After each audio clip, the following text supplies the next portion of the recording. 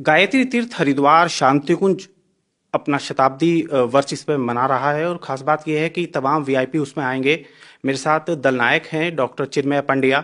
हम उन्हीं से बातचीत करेंगे और जानने की कोशिश करेंगे कि शांति कुंज की स्थापना से लेकर 100 साल जो हो रहे हैं, किस दौरान एक तरह से कहा जाए कि ये कारवां चलता रहा। डॉक्टर साहब, आपका स्वागत है। धन्यवाद डॉक्टर धन्यवाद। साहब, शांति कुंज अपने आप में एक बड़ी संस्था इस समय हम कहेंगे। जी और सबसे बड़ी बात कि निर्विवाद, किसी तरह कोई आरोप हमने नहीं देखा, एक अलग ही विचारधारा आप लोगों की है। जी। तो शुरुआत कैसे हुई शांति कुंज की? शांति कुंज आश्रम के रूप में तो डॉक्टर साहब सन 71 की स्थापना है, पर जो शताब्दी हम लोग मनाने जा रहे हैं वो पूज्य गुरुदेव की तप साधना की मना रहे हैं। गुरुदेव 15 वर्ष के थे तो 1926 की वसंत पंचमी को उनको उनकी मार्गदर्शक सत्ता के दर्शन हुए, और तब गुरुदेव ने जिस अखंड दीपक को प्रज्वलित किया और जिसके सम्मुख उनने माँ गायत्री के 24 गायत्री के महापुरुष चरणों को संपन्न किया, जो गुरुदेव की लगभग जीवन की हर यात्रा का सहभागी भी रहा, सहयोगी भी रहा, साक्षी भी रहा, उस अखंड दीपक के प्रज्वलन के और गुरुदेव की साधना के 100 वर्ष हो रहे हैं। वंदनीय माता जी के जन्म के 100 वर्ष हो रहे हैं। तो सही अर्थों में ये शताब्दी तो उन तीन धाराओं के सम्मिलन की है, आध्यात्मिक, भावनात्मक, सामाजिक। हर दृष्टि से गायत्री परिवार के लिए तो एक ऐसी पुकार को लेकर के आई है जिसकी तुलना हम लोग और किसी सौभाग्य से कर नहीं सकते हैं। मतलब आज गायत्री परिवार 15 करोड़ लोगों के मध्य में है, 80 से ज़्यादा देशों में है, भारत में 5575 के करीब केंद्र हैं। ऐसा कोई हिस्सा शायद ही मिले जहाँ पर गायत्री परिवार का केंद्र देखने की स्थिति में ना हो। अरुणाचल प्रदेश के शिखर पर है, कन्याकुमारी के कोने में है, जैसलमेर का बॉर्डर गायत्री परिवार के केंद्र से बनता है। तो इन सारे संगठनों के मध्य में जो इतनी लंबी बृहद यात्रा है, उसमें गायत्री परिवार का, जैसा भी आपने कहा कि जो स्वरूप और फलक पूज्य गुरुदेव ने स्थापित किया, वो जिस पवित्रता और प्रकाश के साथ किया, हर व्यक्ति का, हर भाव का, हर वर्ग का, हर तरह की सोच वाले व्यक्ति का, आज उस यात्रा के 100 वर्ष हो रहे हैं। और शांति कुंज आश्रम के रूप में देखें तो सन 71 की स्थापना है। सर, शुरुआत कैसे हुई, मकसद क्या रहा? गुरुदेव ने तब साधना शुरू करी तो गुरुदेव को 3 चीज़ों के लिए संकल्पित किया गया कि जो समाज है उसकी दिशा बहुत बुरी तरह से अंधकार की गर्त में है, उसको अंदर से बदलने की आवश्यकता है। तो जो उद्देश्य गुरुदेव के जीवन का रहा वो ये रहा कि मानवता के स्वरूप में पूरी तरह से परिवर्तन। और मैं कहूँगा कि यदि गंभीर फिलोसॉफिकल दृष्टि से व्यक्ति न सोचे तो एक अपनी छाती पर हाथ रख करके ये सोचे कि उसके मन में सुख शांति है क्या। उसको ये लगता है कि वो अपने जीवन को स्पष्टता के साथ जी रहा है, जीवन का उद्देश्य स्पष्ट है, लक्ष्य केंद्रित है, भावनाएं उदार हैं, चिंतन प्रकाशित है कि नहीं। यदि नहीं है तो गुरुदेव ने कहा कि उसका समाधान बाहर से नहीं आता, अंदर से आता है। उद्देश्य रखा मनुष्य में देवत्व का उदय, धरती पर स्वर्ग का अवतरण। और शब्दों के अंदर बड़ा गंभीर ज्ञान है। देवत्व का उदय, उदय का मतलब ये नहीं है कि आपको बाहर से लाना है, वो देवत्व हमारे भीतर ही विद्यमान है। उसी को जगाने के लिए हमें प्रयत्न को, प्रयास को करने की आवश्यकता है। और उसकी शुरुआत कहाँ से होती है? बाहर से नहीं, भीतर से होती है। मनुष्य का भावनात्मक नवनिर्माण। बाहर से चीज को बदलने की आवश्यकता नहीं, व्यक्ति को भीतर से बदलने की आवश्यकता है। बाहर तो मोबाइल सेट लेके घूम रहा हूँ, भगवान स्विच ऑफ कर देगा एक दिन। इसके अंदर का जो सिम है वो मूल्य का है, उस सिम का अपग्रेडेशन जरूरी है। तो गुरुदेव ने उस सोच को सन 62 में दिया, जिसको हम लोग युग निर्माण योजना कह करके पुकारते हैं। और धीरे धीरे मैं अकेले ही चला था जानिबे मंजिल, मगर लोग साथ आते गए, कारवां बनता गया। गुरुदेव का आवाहन था और लोग जुड़ते चले गए। देखते देखते वो स्वरूप इतना बड़ा हो गया कि गुरुदेव फिर मथुरा से हरिद्वार आए, सन 71 में शांति कुंज की स्थापना करी।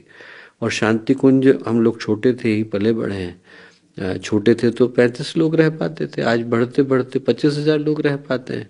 पर जो खूबसूरती है उसकी वो ये कि जो भाव गुरुदेव ने पहले दिन रखा था वो आज भी है। जो 35 लोगों के लिए था वो 25,000 के लिए भी है। भाव यही रखा था कि पैसा हम एक नहीं लेंगे, और आज तक हम लेते नहीं है। चलते चलते 54 वर्ष हो गए, चाहे व्यक्ति 1 दिन के लिए आए या 100 दिन के लिए आए, पैसा उससे एक लिया नहीं जाता। हर व्यक्ति का, किसी भी तरह के बैकग्राउंड के व्यक्ति का स्वागत है। उद्देश्य गुरुदेव ने एक ही रखा कि आपको यहाँ से अपने जीवन को बदलने के संकल्प को लेकर के जाने की आवश्यकता है। और आज गायत्री परिवार की दृष्टि से देखें तो 7 मुख्य धाराओं में गुरुदेव ने काम बताया। सबसे पहला तो मेरा अपना ही परिवर्तन है। उस समय में भारत के बड़े प्रसिद्ध पत्रकार थे, वो गुरुदेव से मिलने के लिए आए। इंडियन एक्सप्रेस समूह के चीफ एडिटर हुआ करते थे। उन्होंने गुरुदेव से कहा कि Gurudev, it's such a mammoth organization, why don't you publicize it. तो गुरुदेव ने कहा, बेटा, we are not a preaching institution, we are a teaching institution.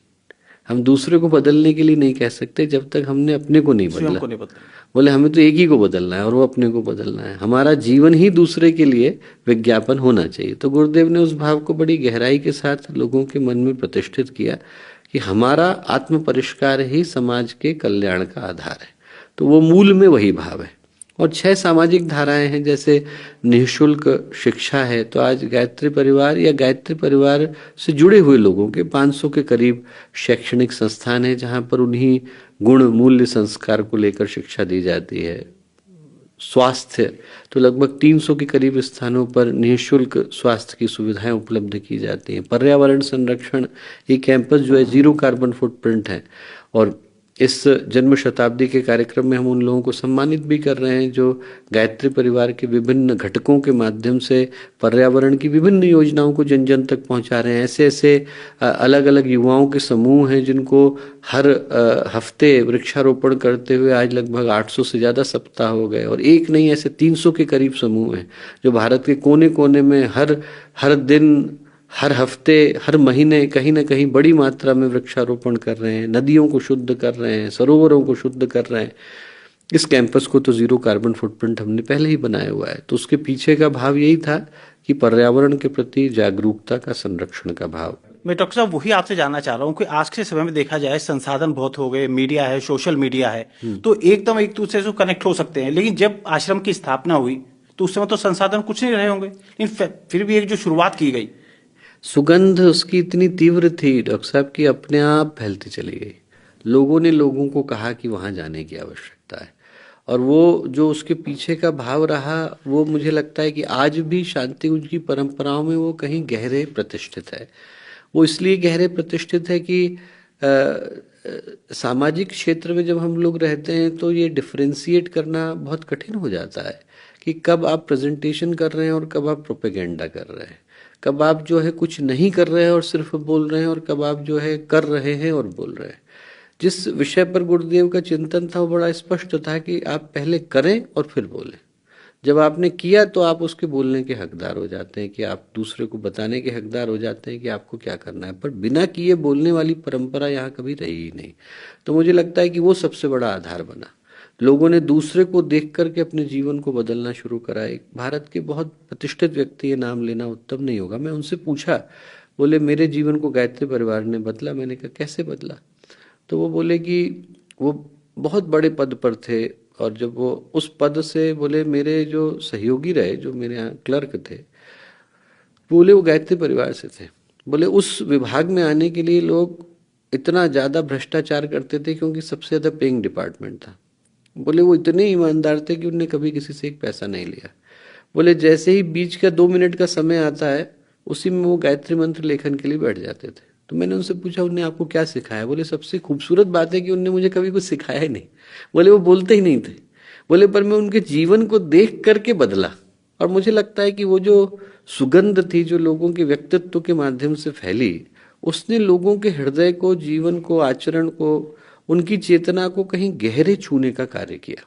और वही गायत्री परिवार की सबसे बड़ी पूंजी है। अभी हम जन्म शताब्दी के कार्यक्रम में ही देखें कि एक पुकार पर अंडमान के आदिवासी चले आ रहे हैं, मिजोरम के आदिवासी आ रहे हैं, नागालैंड के आदिवासी आ रहे हैं, दूर दूर के लोग आ रहे हैं।